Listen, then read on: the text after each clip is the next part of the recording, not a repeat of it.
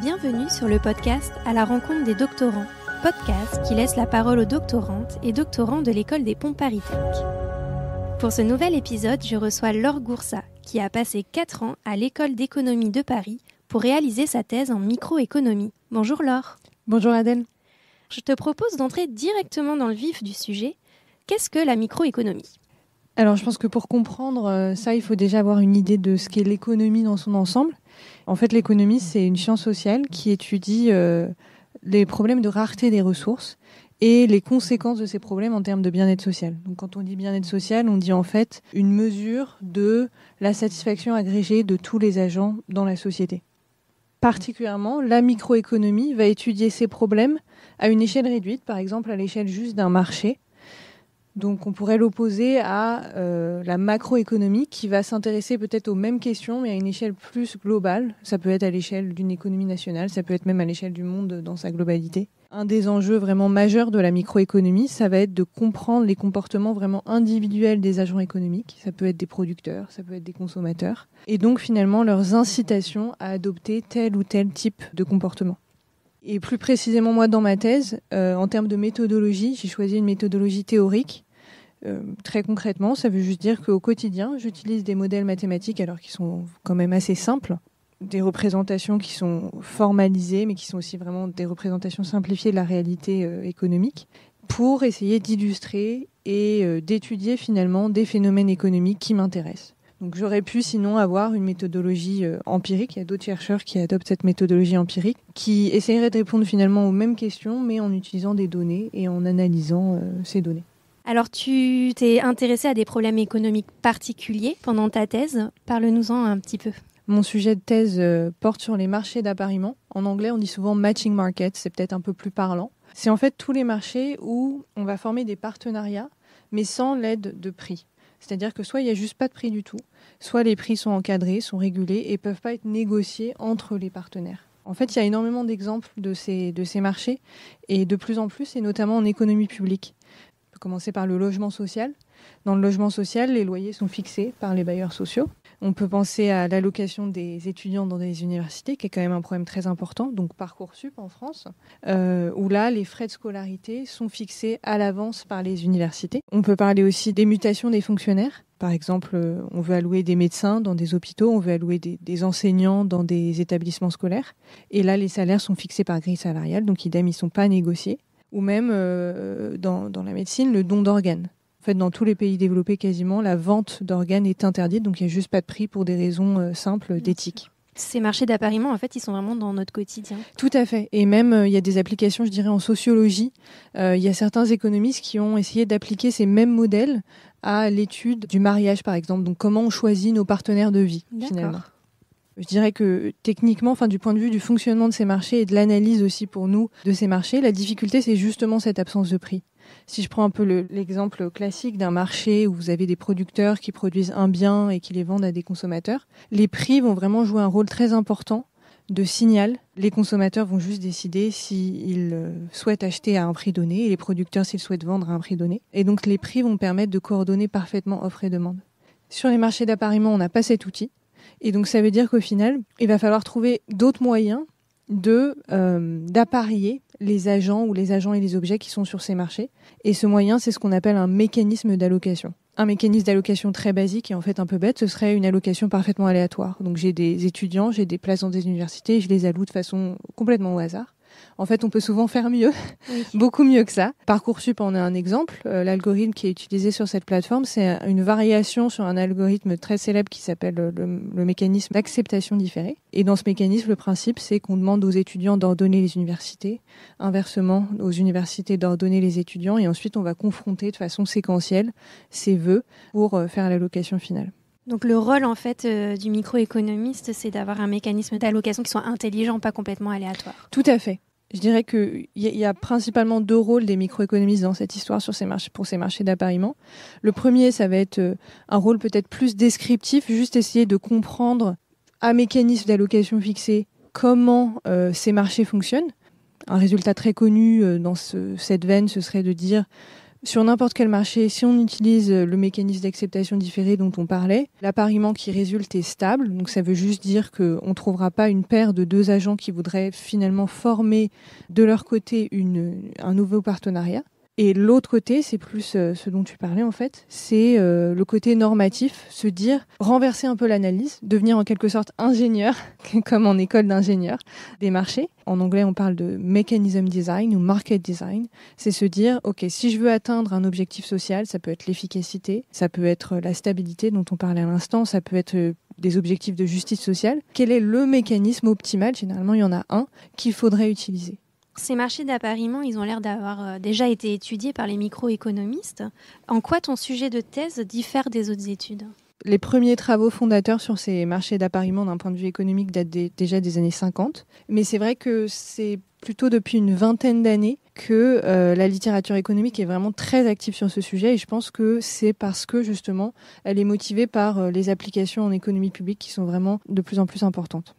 Pour moi, une faiblesse de cette littérature, c'est qu'elle fait souvent l'hypothèse que les agents économiques sur ces marchés ont une information parfaite et une rationalité parfaite. Donc, par exemple, cette littérature évalue, par exemple, la performance d'un mécanisme comme acceptation différée, mais toujours sous cette hypothèse de rationalité information parfaite. Donc, concrètement, ça veut dire qu'on suppose qu'un étudiant sur la plateforme Parcoursup serait capable de savoir parfaitement à l'avance, avant même de candidater, à quel point quelle serait sa réussite et sa satisfaction dans chacune des universités qu'il pourrait intégrer. Donc ça, c'est quand même très exigeant. Et idem, on suppose aussi que ces étudiants ils comprennent parfaitement la structure du marché et comment fonctionne le mécanisme d'allocation. Alors, personnellement, je trouve ça assez peu réaliste. Et en fait, c'est pas seulement moi. Hein. Il y a beaucoup de travaux, pour le coup, de travaux empiriques qui utilisent des données qui sont issues de ces plateformes, qui montrent, par exemple, pour les étudiants, que ils ont du mal à estimer leurs propres préférences sur les universités. Et ils comprennent assez mal, finalement, comment tout ça fonctionne et comment le mécanisme, même un mécanisme relativement simple, comme acceptation différée, peut fonctionner. Et donc, ma thèse va juste plutôt considérer, essayer de modéliser des agents qui ont une information imparfaite et une rationalité imparfaite. Donc, ils doivent prendre des décisions dans l'incertain et potentiellement, ils ont aussi certains biais cognitifs dans la façon dont ils abordent ces marchés. Alors pour celui-là, tu as développé un programme pour modéliser justement ces marchés d'appariement d'une façon plus générale, pas forcément appliquée à Parcoursup ou aux logements sociaux par exemple. Explique-nous ta méthodologie. Oui, alors exactement. Et je pense que la méthodologie, elle a rien de très original et elle est même commune à beaucoup de disciplines théoriques. L'idée, c'est qu'il y a deux phases dans mon travail. Une première phase de modélisation et une deuxième phase d'analyse. Donc pour la modélisation, l'enjeu, c'est vraiment d'arriver à un modèle qui, à la fois, soit suffisamment simple pour que moi, je sois capable de le résoudre, et en même temps suffisamment complexe pour intégrer les aspects importants des marchés d'appariement qui m'intéressent. Par exemple, une astuce pour garder un modèle relativement simple, c'est de travailler avec des préférences un peu simplifiées. Se dire, par exemple, je travaille avec des préférences communes, ce qui veut juste dire que je fais l'hypothèse que, par exemple, sur un marché du mariage, tous les hommes ont des préférences similaires sur l'autre côté du marché, sur les femmes, et inversement. Mais par exemple, moi, comme ce qui m'intéresse, c'est l'information imparfaite et la rationalité imparfaite, je vais essayer justement de complexifier le modèle sur ces aspects-là. Pour ce qui concerne l'analyse, concrètement, il s'agit juste d'appliquer des théorèmes existants en mathématiques, de faire un certain nombre de calculs, de résoudre des équations. Et comme ma thèse, c'est de la théorie plutôt, je dirais quand même de la théorie plutôt appliquée, les mathématiques, pour moi, ça va juste être un outil, en fait, une sorte de langage pour être rigoureux dans ma façon de décrire des phénomènes économiques. Et en particulier, j'utilise énormément la théorie des jeux, qui est cette discipline des mathématiques qui est vraiment dédiée à l'analyse des interactions stratégiques, donc toutes les situations où en fait on n'a pas un seul mais plusieurs agents économiques et où les décisions que prennent un des agents affectent non seulement son bien-être à lui, mais aussi le bien-être individuel de tous les autres agents en présence. Si on prend l'exemple du marché du travail pour les fonctionnaires, qu'est-ce que ça signifierait ? Alors, ça signifie simplement que le fait qu'un fonctionnaire candidate sur un poste vacant, ça va en général décroître mes chances à moi, si je candidate aussi, d'obtenir ce poste. Et donc, c'est un cas d'interaction stratégique. Et au travers de cet exemple, on voit qu'en fait, ces marchés d'appariement, ils sont juste truffés de ces interactions stratégiques. C'est là vraiment que la théorie des jeux va nous aider dans le travail d'analyse. Et dans ce même exemple, dans ton modèle que tu as développé pendant ta thèse, on sous-entend que les fonctionnaires ne connaissent pas vraiment l'avantage du poste sur lequel ils postulent et inversement. C'est intéressant parce que ça se rapporte assez précisément à un des chapitres de ma thèse. Dans mon 3e chapitre, je modélise un marché du travail justement type fonctionnaire et je regarde une structure d'information où les employeurs auraient du mal à connaître la productivité des fonctionnaires avant de les engager sur un poste précis. Par contre, les fonctionnaires auraient, eux, une information parfaite sur les postes et les avantages qu'il y aurait à occuper ces postes, notamment en termes de salaire. Et en fait, je montre, donc c'est presque un contre-résultat par rapport au message un peu général de ma thèse, mais je montre que l'allocation finale serait en fait assez proche de celle qui émergerait en information parfaite. Mais disons que de façon peut-être plus générale, le message principal de ma thèse va être que quand on modifie l'information et la rationalité, quand on les modélise vraiment comme imparfaites, comme elles le sont, je pense, sur le terrain, plutôt que parfaites, tous les résultats un peu standards de la littérature économique sur les marchés d'appariement vont être modifiés. Et c'est important parce que ça veut aussi dire que les résultats qui sont fondés sur une hypothèse rationalité-information parfaite sont sûrement pas tout à fait pertinents et produisent tout ce qui est recommandations en termes de politique publique qui sont été basées sur ces modèles sont sûrement un peu biaisées en fait. J'ai parlé du 3e chapitre. Dans le 1er chapitre, je montre que sur un marché type logement social, où les priorités des foyers pour les logements seraient définies par des scores de priorité, un mécanisme avec information privée, donc c'est-à-dire où chaque candidat n'observe que son score de priorité à lui, est moins efficace mais aussi plus égalitaire que le mécanisme avec information publique, où chaque candidat observe tous les scores. Donc très concrètement, ça voudrait dire que sur la plateforme, par exemple, parisienne d'allocation des logements sociaux, qui s'appelle Locannonce, si on change un peu, si tout d'un coup l'organisateur de cette plateforme décide de publier de l'information sur le score de tous les autres agents qui utilisent la plateforme, on va rendre le mécanisme plus efficace, mais il y aura aussi plus de discrimination. Ce qui veut dire que les chances d'obtenir un logement pour les ménages les plus prioritaires seront vraiment augmentées. Et à contrario, les ménages des classes moyennes auront vraiment très peu de chances d'obtenir des logements. Donc ça, c'est vraiment un exemple assez typique de ce qu'on disait juste avant. Dans mon 2e chapitre, je montre que sur un marché, cette fois de type mariage, où les agents ont un biais parce qu'ils pensent que tous les autres agents ont des préférences assez proches des leurs.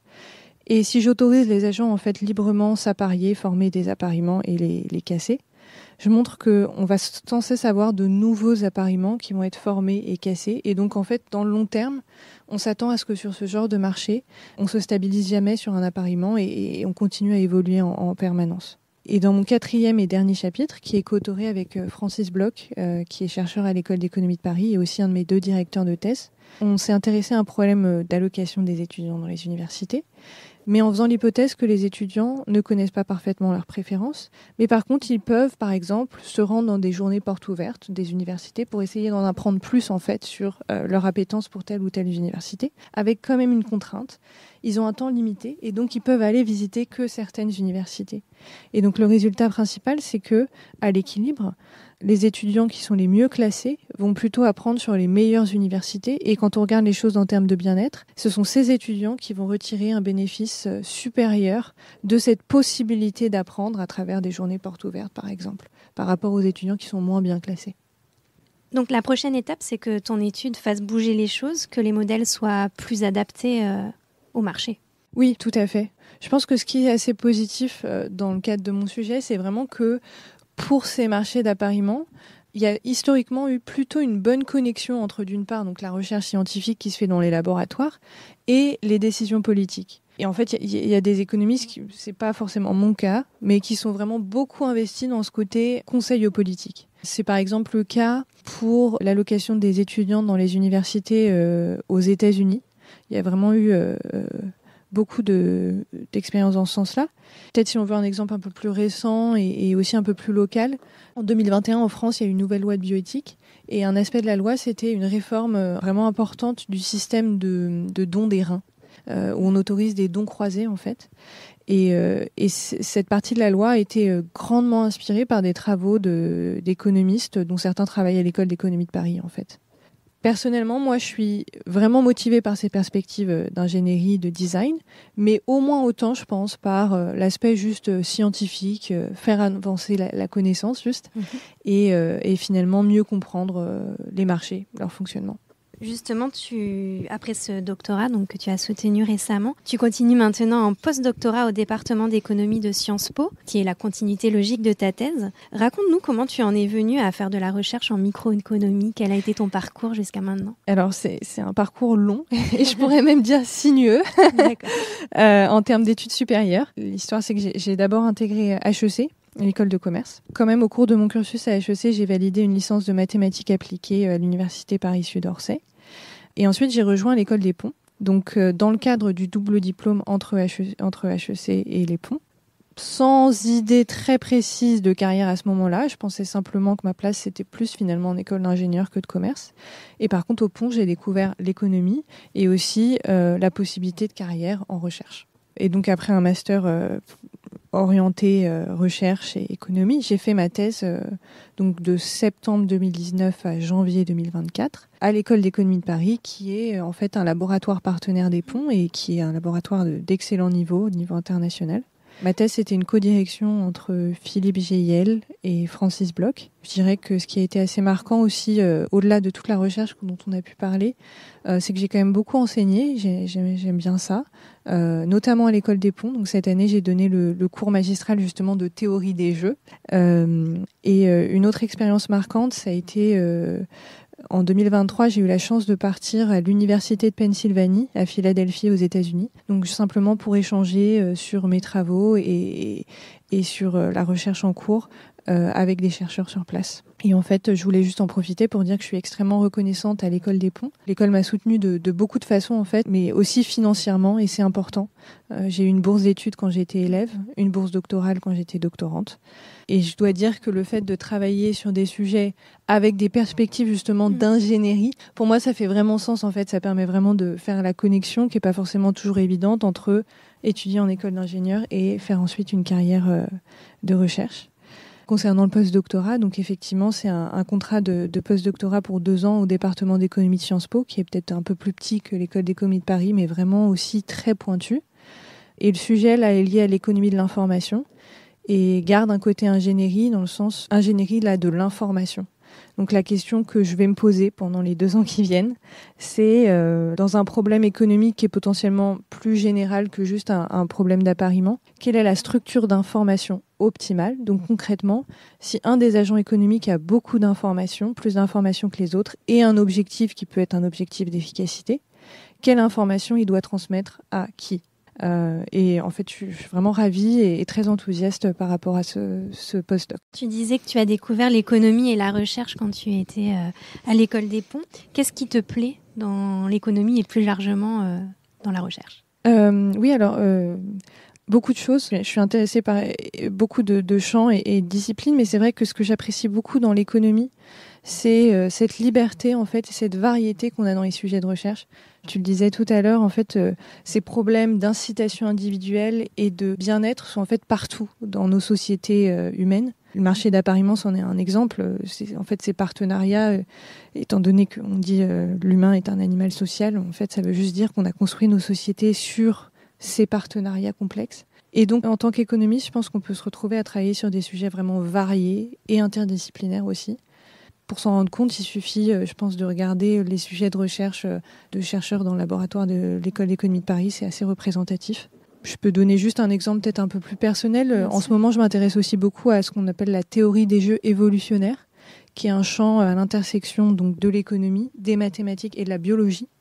L'idée là, c'est juste d'essayer de trouver des grandes intuitions sur les types de comportements économiques qui peuvent être favorisés au cours d'une sélection naturelle de type Darwin. Donc, avec des modèles de théorie des jeux, on peut essayer d'expliquer pourquoi des comportements de type, par exemple, coopération ou des comportements altruistes peuvent en fait persister sur le long terme dans nos sociétés et en fait être favorisés par la sélection.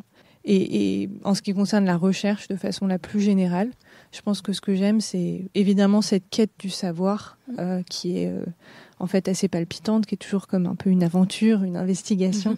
Mais d'un point de vue peut-être plus personnel, quotidien et peut-être un peu égoïste aussi, ce que j'aime beaucoup dans mon métier, c'est qu'en cherchant, on apprend. Et c'est un peu un luxe en fait. Je pense qu'il n'y a pas énormément de métiers où c'est le cas que tous les jours, on apprend de nouvelles choses en assistant à des séminaires où d'autres chercheurs présentent leurs intérêts et leurs travaux. Et ça, je trouve ça juste génial en fait. Laure, merci beaucoup d'être venue parler de ta thèse, c'était passionnant. Merci beaucoup Adèle, merci à vous, avec grand plaisir. Quant à nous, on se retrouve le mois prochain pour un nouvel épisode du podcast à la rencontre des doctorants, à retrouver sur la revue numérique de l'École des Ponts ParisTech, ingenius.écoledesponts.fr.